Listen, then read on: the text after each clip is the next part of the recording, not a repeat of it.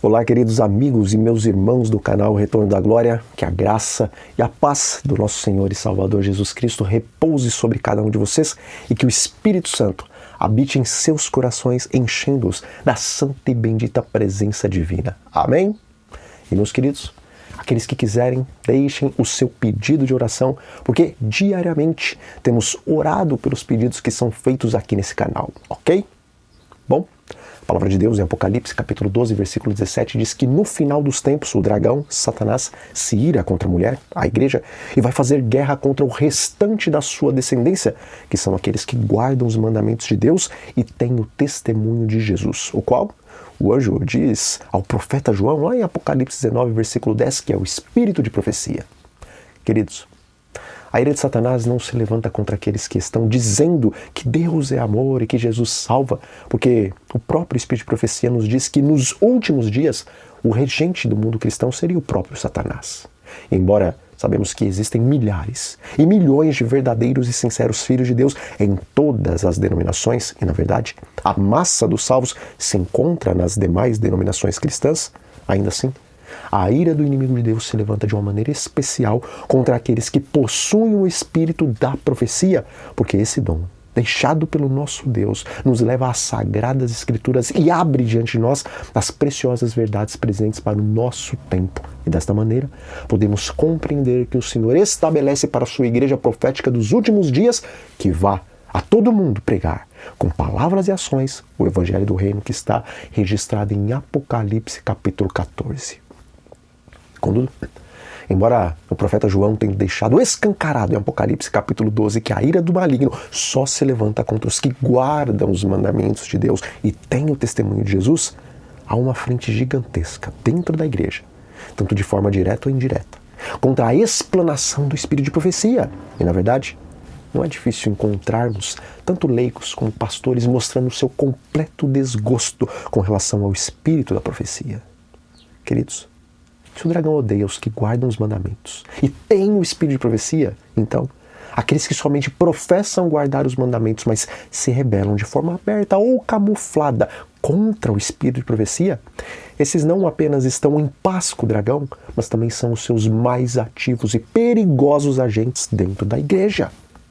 Bom, eu estou lendo o livro Vida e Ensinos, uma espécie de biografia da Sra. White, e eu aconselho que todos aqueles que estiverem a oportunidade leiam esse livro, porque depois de lê-lo, acredito que muitos de nós nunca mais reclamaremos ou murmuraremos por conta das provas que vivemos neste mundo, porque ali nós entendemos o que é realmente sofrer privações, perseguições e frustrações por conta da causa de Deus. Veja, a partir da página 161 do livro Vida e Ensinos, Ellen White ela começa a descrever uma visão que ela teve a respeito das duas coroas, a coroa do céu e a coroa da terra. E queridos, ela diz que vê um braço estendido desde o céu e na mão deste tinha um cetro que em sua ponta havia uma coroa de ouro cravejada de pedras preciosas. E abaixo dele, subindo ali da terra, havia um outro cetro em que a ponta também tinha uma coroa cheia de ouro, prata e joias. E próximo dessas duas coroas havia ali uma grande multidão que simbolizava todos os habitantes da terra, e alguns estavam rodeados de anjos de Deus, enquanto outros estavam em completas trevas cercados de espíritos imundos. Veja, na coroa de ouro, a qual descia do céu, estava escrito: todos os que me conquistam são felizes e terão vida eterna. Mas na coroa que subia da terra tinha os dizeres: tesouros terrestres, riqueza é poder. Todos que me conquistam têm honra e fama. E diz o espírito de profecia: vi uma vasta multidão que porfiava por alcançar essa coroa. Fazia um grande rumor. Alguns, em sua avidez, pareciam privados da razão. Empurravam-se uns aos outros, deixando para trás os mais fracos, pisando sobre os que à pressa caíam. Muitos avidamente se apoderavam dos tesouros que estavam na coroa e os seguravam firmemente.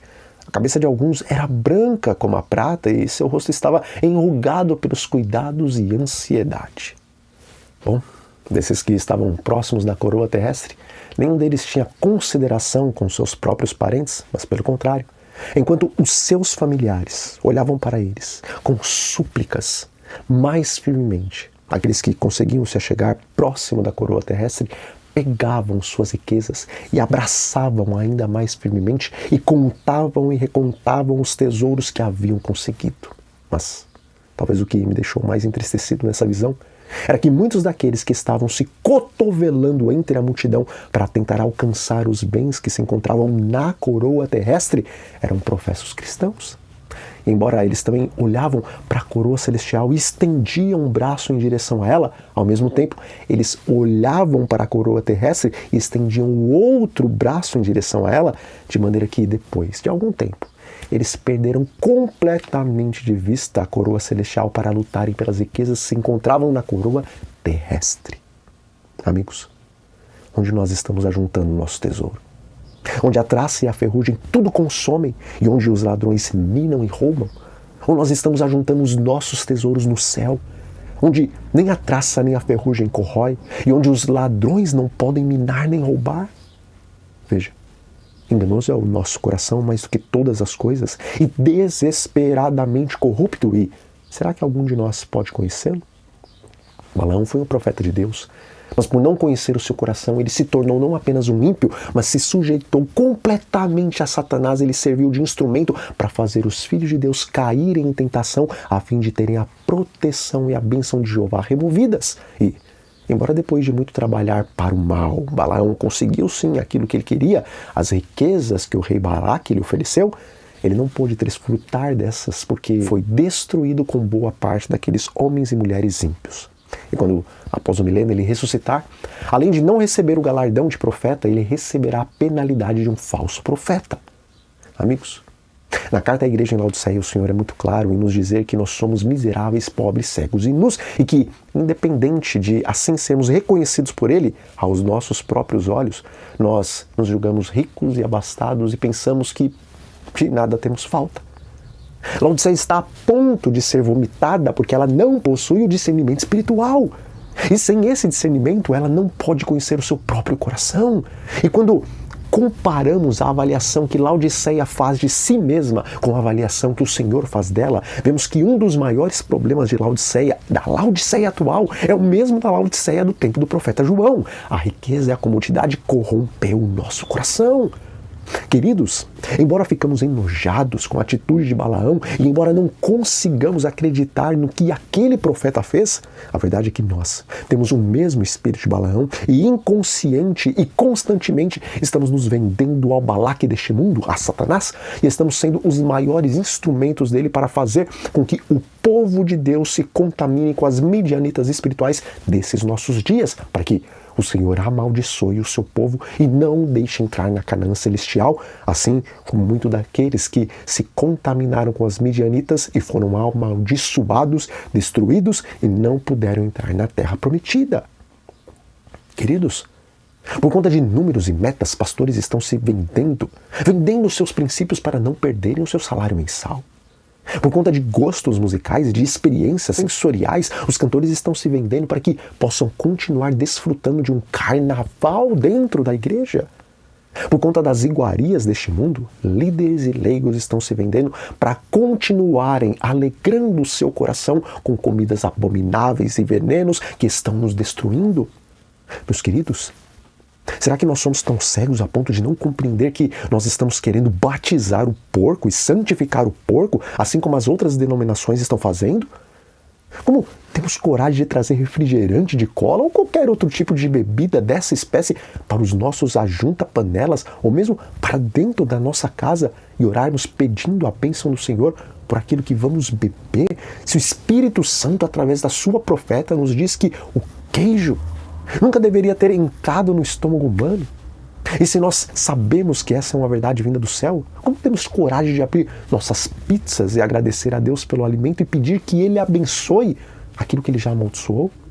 E, embora seja dito que o queijo não deve ser comparado ao café, ao chamate, ao vinho e outras coisas desse tipo, ainda assim, mesmo que aqueles sejam apontados como condescendência pecaminosa, se o Espírito da profecia nos diz que o queijo nunca deveria ter entrado no estômago humano, automaticamente isso está nos dizendo que o queijo destrói o templo do Espírito Santo. E se o queijo destrói o templo do Espírito Santo, aqueles que continuarem ingerindo esta iguaria, porventura, não serão também destruídos, tal como aqueles que ingerem o vinho, o café e o chamate e outras coisas parecidas?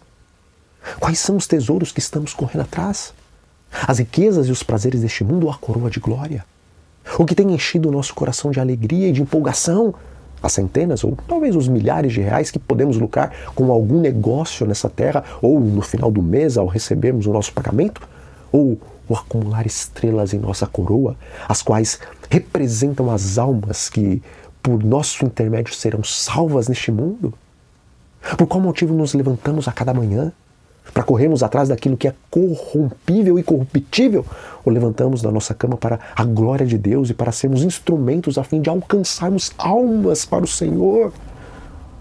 Queridos, com toda certeza eu posso afirmar para vocês que se o que nos tem movido são as riquezas deste mundo, não será necessário chegar o tempo da sacudidura para nos tornarmos os piores inimigos dos nossos irmãos, porque se o que nos move são os tesouros dessa terra, hoje nós já somos os piores inimigos dos nossos irmãos, porque ao trazermos para dentro da igreja o espírito cobiçoso do mundo, automaticamente nós estamos impedindo o abreviamento da volta de Jesus e por conta disso contribuímos e muito para que os verdadeiros cristãos continuem sofrendo nessa terra em vez de poderem desfrutar as glórias do paraíso, porque enquanto continuamos a trazer este espírito de Balaão para dentro da igreja, o Espírito Santo não pode ser derramado em sua plenitude para que venha o fim. Bom, eu aconselho que os irmãos busquem tanto a literatura impressa ou os e-books do Espírito de Profecia e que vocês leiam este capítulo do livro Vida e Ensinos, o qual fala sobre as duas coroas. Então, nós vamos ficando por aqui. Mas antes, façamos uma oração. Senhor, nosso bom Deus e nosso Pai que está nos céus, santificado seja o teu nome. Pai eterno, em tua infinita misericórdia, o Senhor estabeleceu um plano para que a raça caída pudesse ser salva da destruição e em Cristo o Senhor nos concedeu desfrutar das glórias do paraíso para todo sempre.